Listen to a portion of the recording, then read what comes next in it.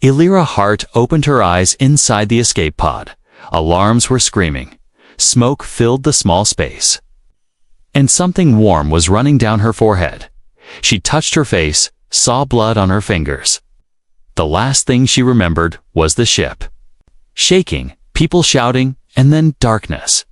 Now she was alone. The pod's door was jammed. She kicked it hard, once, twice, and finally it flew open with a hiss. Heat hit her face like a wave, and she stumbled out into tall grass. Above her, the sky was purple and red. Two suns shone through clouds that moved too fast. This was not Earth, and it wasn't the colony planet either. She had no idea where. Her uniform was torn, her leg hurt, but she could walk. She grabbed a small survival pack from the pod and looked around. There were trees nearby, twisted and sharp, like claws reaching toward the sky. Strange sounds echoed through the forest, chirps, growls, and something that almost sounded like breathing. She wasn't alone, but there were no other humans. Number signals, no voices on her comm. She tried again. This is Commander Elira Hart. Emergency code 9. Stranded. Repeat. Stranded. Nothing. Just static. She walked toward a small hill, hoping to get a better view. The ground was soft and red, like clay, and her boots sunk with every step. Suddenly, the ground trembled under her. Not an earthquake, but footsteps. Big ones. She froze. Then turned slowly. Something moved in the grass behind her. Tall, dark, not human. She backed away, pulling the small blaster from her belt. "Show yourself," she said, her voice shaking from the bushes. It stepped out. It was over 7 feet tall, with smooth gray skin and glowing silver eyes. No hair, no armor, just simple cloth tied around its waist. It had 4 fingers on each hand, claws slightly curved, but it didn't look angry. It looked tired. It didn't speak. It raised both hands slowly, showing it had no weapon. Elira aimed the blaster at its chest anyway. Then, it did something strange. It bowed. Just a small tilt of the head and shoulders. A peaceful gesture. Elira didn't lower her weapon, but her heart beat faster. From fear, but from confusion. Was this the enemy? Or a survivor? Did it live here, or crash here like her? She stepped back, her boots slipping on the clay. She cried out as her foot twisted, and she started falling backward toward a sharp rock. But before she hit the ground, strong arms caught her. It was fast. Faster than any human. It gently set her down, then stepped away again. Keeping its hands up, she stared, breathing hard, unsure what to do. This alien. It could have let her fall. It could have attacked, but it didn't. "Do you understand me?" she asked, her voice softer. The alien tilted its head, then tapped its own chest and said a word. Elra. It wasn't perfect, but it sounded like her name. How did it know? She sat up slowly, keeping the blaster low but not aimed. The alien knelt in front of her and picked a strange leaf from a nearby plant. It crushed it in its hand and rubbed the green juice on her ankle. It was warm and smelled like mint. Pain faded. Elira's eyes widened. "You're helping me." It looked at her and gave the smallest nod. Then it pointed toward the forest, then back to the broken escape pod. It touched its chest again and said a second word. "Vero, Vero," she repeated. The alien nodded again. She had a name now for this strange being, Vero. She looked at the suns and the sky, the thick forest, the broken ship far behind. She was stranded on a planet with no map, no food, no rescue. Her only companion was a silent alien with silver eyes and gentle hands, and somehow she felt safer with him here as night started to fall. The sky turned blue and gold. Strange stars appeared, forming constellations she had never seen before. She and Vero built a small fire using dry plants he found. He watched her sleep from a short distance, eyes glowing softly in the dark. Tomorrow. They would search for shelter, maybe food, maybe a signal. But tonight, they had survived together, and that was the moment everything began to change. Alira Hart woke up beside a small fire, wrapped in emergency foil from her survival pack. The suns were rising slowly over the trees, painting the sky with soft gold.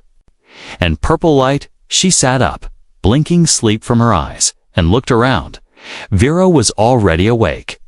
The tall alien stood by a nearby tree, watching her without speaking. His silver eyes reflected the sunlight like mirrors. He held some strange fruit in his hands, small and purple, with soft skin and a sweet smell. Alira hesitated, but her stomach growled. She hadn't eaten since the crash. Vero walked slowly toward her, crouched down, and offered the fruit with both hands. She took it carefully, sniffed it, then took a small bite. It tasted like berries mixed with honey. Her eyes widened. "Thank you," she said softly. Vero gave a small nod. They didn't speak the same language. But something was changing. A quiet understanding had started to form between them. After breakfast, they began walking. Vero pointed to the east. Deeper into the forest, Alira followed him. Limping slightly, but stronger than yesterday, the planet around them was alive. Trees whispered in the wind. Birds with glowing feathers flew overhead, and strange insects buzzed in the air every now and then. Vero stopped and sniffed the wind or touched the soil. Like he was reading the planet, he knew this place. At least, he had learned to survive here. Alira tried to talk as they walked. She pointed to herself. Alira then pointed to him. Vero, he smiled slightly and repeated it. Alira, Vero. Then she pointed to a tree. Tree, Vero tilted his head, then said something in his own language, Elsha. And so they began to teach each other. One word at a time. Tree, sky, rock, water, fire. It was slow, but it worked. By midday, they reached a rocky hill with a wide view of the valley below. Alira gasped in the distance. She saw the wreckage of Vero's ship. It was much larger than her own pod, shaped like a silver claw stuck in the dirt. Smoke no longer rose from it, and it looked badly damaged. But maybe something inside could help. She pointed. Your ship? Vero nodded, but his face grew dark. He said a word quietly, home. He led her to a small cave nearby where they could rest. Inside, the walls were smooth, and strange markings were carved into the stone. Vero lit a soft blue flame using powder from his pouch. Alira stared at the carvings, circles, stars, and figures with glowing eyes. Your people? She asked. He nodded again. Then reached into a leather pouch and pulled out a small device. A broken hologram. He pressed it, and a shimmering image appeared. A female alien holding a child, both with silver eyes. They smiled and waved at Vero. In the projection, Alira's breath caught in her throat. She pointed. Your family. Vero didn't answer. He turned off the device and stared into the flame. She saw pain in his eyes. The same pain she had felt when her crew died. They were not so different. That night, a storm rolled in. Lightning danced across the sky, and thunder shook the cave walls. Rain poured down outside like waterfalls. Alira shivered from the cold. Vero noticed and took off his outer cloth, offering it to her. It was warm, dry, smelled like him, earthy and wild. She wrapped it around herself and sat close to him. They didn't speak, but the silence was not empty. It was soft, calm, even comforting. Later, as the fire crackled low, Vero gently touched her injured leg. She nodded, letting him look. He crushed another leaf, just like before, and rubbed it on her ankle. Alira watched his hands, rough but gentle. Careful. She was starting to trust him. No, she already did, before sleeping. She looked into his silver eyes and said, Thank you, Vero. He placed his hand over his heart and whispered, "Elira." Then he closed his eyes, and the storm outside kept roaring, but inside the cave, it was warm, safe. Two strangers from two different worlds, sharing one quiet moment in the dark. Neither of them knew what the planet had in store for them, but something was changing. Something had already started, and it would change both of their lives forever. The storm had passed. The cave was quiet now. The ground outside still wet from heavy rain. She could hear soft bird song, the kind that didn't exist on any Earth world. Colors shimmered in the trees like painted glass. Vero stood at the entrance of the cave watching the forest. His muscles were tense and his eyes didn't blink. Something wasn't right. Elira moved beside him, whispering, "What is it?" Vero didn't answer. He raised his hand and pointed into the trees. The leaves were shaking, but there was no wind. Then she saw them. Shadows moving between the trunks. Low to the ground, crawling fast. Sharp limbs glinted in the light, and their skin looked like stone and bone mixed together. Insect-like creatures as big as wolves, with long tails that twitched with each movement, and worst of all, no eyes. But they could sense her. Vero pulled her back inside the cave and motioned to stay low. He picked up a long stick he had sharpened into a spear. His body moved like a hunter, silent and sure. Elira grabbed her blaster, but the charge was nearly gone. She had maybe 2 shots left. Not enough. The creature stopped just outside the cave. Then one screeched a high, sharp sound like metal breaking. The others joined in, their bodies twitching, claws scratching the rocks, and then they attacked. Vero struck first, stabbing one in the chest, pushing it back. Elira fired once, hitting. Another in the head exploded in blue sparks. But more came, crawling over each other, their screeches shaking the air. Vero fought like he had done this before. He dodged, struck, grabbed one creature, and threw it against the wall. Elira tried to cover him, but her blaster clicked empty. She grabbed a rock and smashed it against a creature trying to crawl over Vero's back. Blood sprayed thick and black and the creature fell. Vero looked at her, his eyes wide with surprise. Then he smiled, just for a second. But there were too many. "Go," Vero shouted, his voice rough but clear. He pointed to a small tunnel in the back of the cave. Elira hesitated. She didn't want to leave him. "Go," he repeated. She turned and crawled into the tunnel, the space tight and wet behind her. She heard more screeching, more fighting. She didn't look back. After what felt like forever, the tunnel opened into another cave. Smaller but safer. She waited, heart pounding, holding a rock in one hand, ready for anything. Then she heard footsteps. She raised the rock, but it was Vero, covered in scratches and dark blood. He dropped the spear and sank to the ground, breathing hard, but he was alive. Elira rushed to him and checked his wounds. None were deep, but they were many. She tore a strip from her sleeve and began to clean the cuts. "Why? Did they attack?" she asked, more to herself than him. Vero looked at her, then touched the ground. He drew a symbol in the dirt, a circle with claws reaching in. "Elkar," he said, voice full of hate. She didn't know what it meant, but she felt it was important. These creatures weren't just animals. They were something more dangerous, smart, and organized. Later, when Vero rested, Elira stepped outside the small cave and looked up.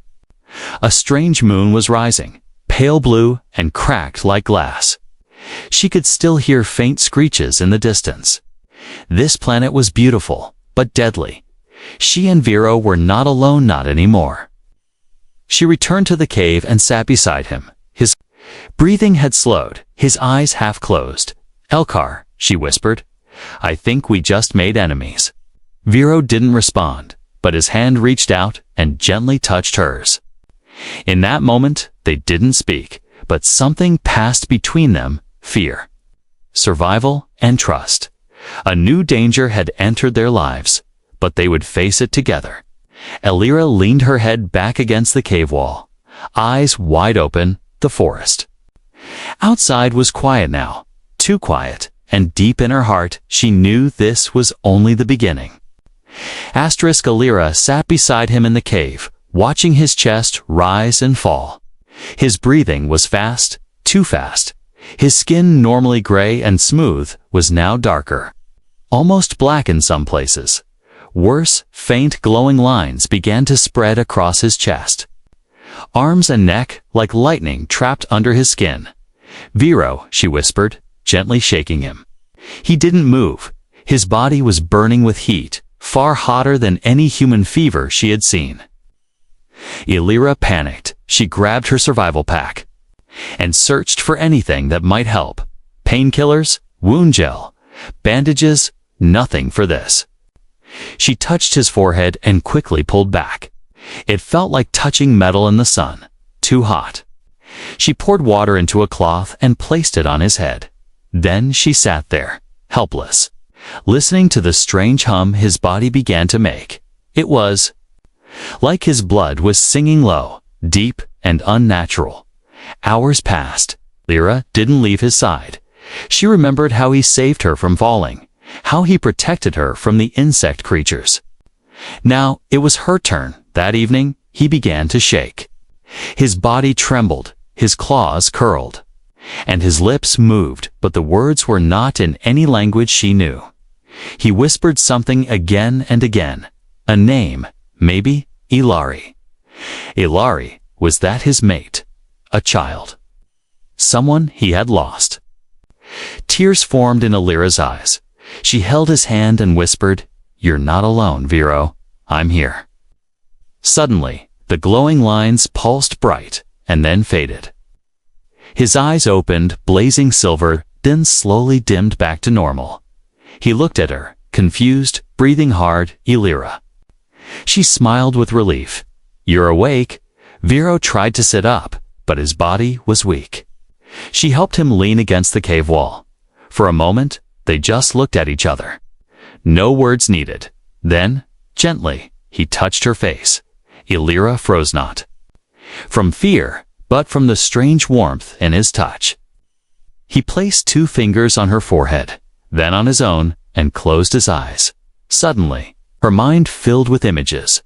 A great alien city made of white stone and blue crystal. Children running. 2 suns in the sky. Laughter in a language she didn't know, but somehow understood. Then fire, explosions, screams, and finally, darkness. She gasped and pulled back. Vero opened his eyes, looking drained. What was that?" she asked. He said only one word. Bond. Illyria blinked. She had heard of alien species forming emotional or psychic bonds, but this was different. It felt deep, like their minds had touched for real. She had seen his past, his pain, his home. And now, she felt like part of it lived inside her that night.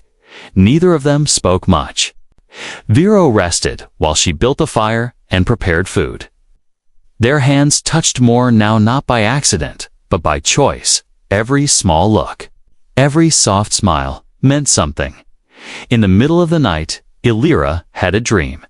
She was walking through Vero City. People greeted her, calling her by name in their tongue. Children touched her hands, and she felt something warm in her belly. Then the sky cracked open, and everything burned again. She woke up sweating. Vero was still asleep. But he seemed calm now. The glowing lines on his skin had faded completely. She placed her hand on her own stomach. The dream had felt too real. "No," she whispered. "That's not possible." But something inside her already knew something had changed. The bond was more than emotional. It was physical. Later, when Vero woke up fully, he looked at her carefully. He pointed to her, then touched her belly with soft fingers. She didn't move away. "You feel it too, don't you?" she said quietly. He nodded, then placed his hand over her heart and whispered a word. "Elson." She didn't know what it meant, but it sounded important, sacred, even. Elira didn't understand how or why, but deep inside, she knew she wasn't alone anymore. Something new was beginning, a connection stronger than fear, stronger than language, and it all started in the middle of a fever. But this time, it was no normal nightfall. Clouds gathered fast, thick, black, and angry. They rolled across the sky like a wave, hiding the suns, blocking the stars. Elira stood just outside the cave. Staring upward, the wind picked up suddenly, carrying dust and the smell of burnt air. Another storm, she whispered behind her. Vero packed the last of their supplies into their bags. His body still looked tired from the fever, but his steps were steady. The glowing lines had not returned, but something inside him had changed. And inside her too. Since the bond, Elira had felt strange. Her dreams were filled with alien voices and glowing lights, and her body felt heavier, slower, warmer. She hadn't told Vero yet, not with danger so close. Boom! A crack of thunder shook the ground. The first drops of rain hit the dirt like fire, hot and sharp. This was no earth storm. This was something wild and alien. Vero pointed to the east. He led her quickly through the trees to another cave he had seen before. Deeper, stronger, and hidden beneath a large rock ledge. They reached it just as the rain turned into a full downpour. Water slammed against the earth, steam rising where it hit. Lightning flashed again and again, turning the world white inside the cave. They lit a fire using dry bark Vero had kept wrapped in cloth. The small flame glowed orange against the stone walls. Outside, the storm screamed. Lyra sat down, wrapping her arms around her knees. Vero sat across from her, silent, watching the flames. Water dripped from his skin, shining in the firelight. His silver eyes seemed softer, now not glowing, but deep. Neither of them spoke for a long time. Then Elira said quietly, "Do storms like this happen often on your world?"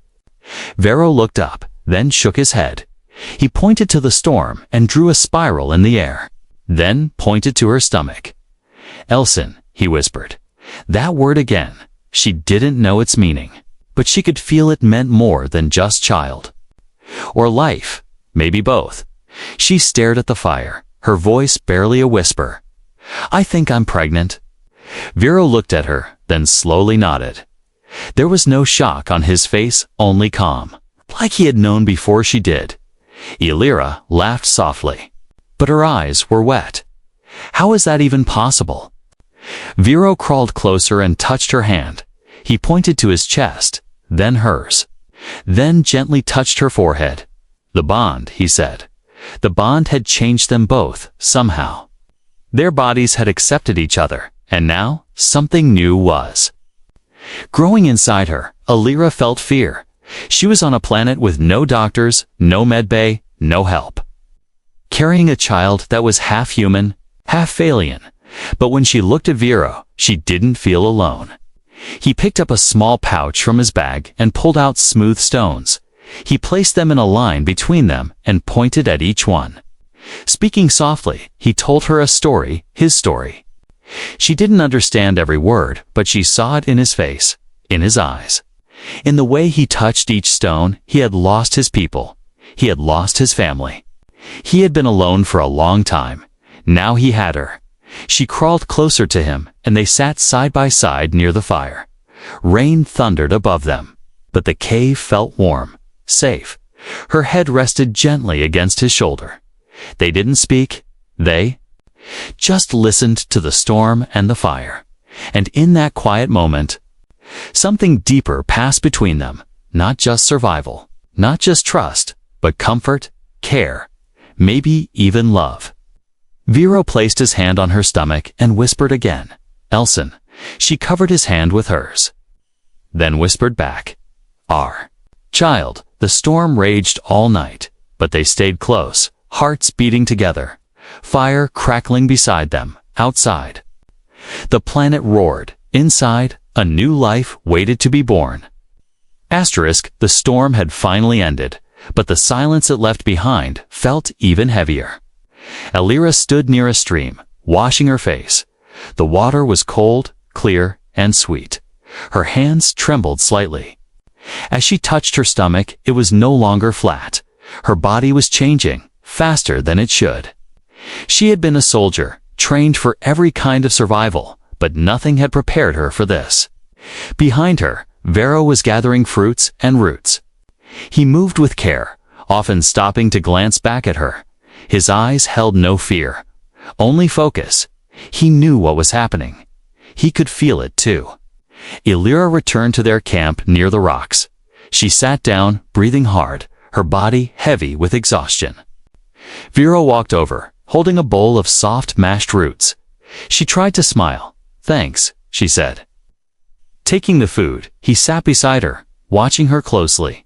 "Too fast," she said, placing his hand on her belly. "Human pregnancy doesn't grow this quick." Vero nodded slowly. He reached into his pouch and pulled out a small crystal. He held it near her stomach. And it glowed faint blue. "Elson strong," he whispered. "Elson?" "Not just child." His words chilled her. "What do you mean?"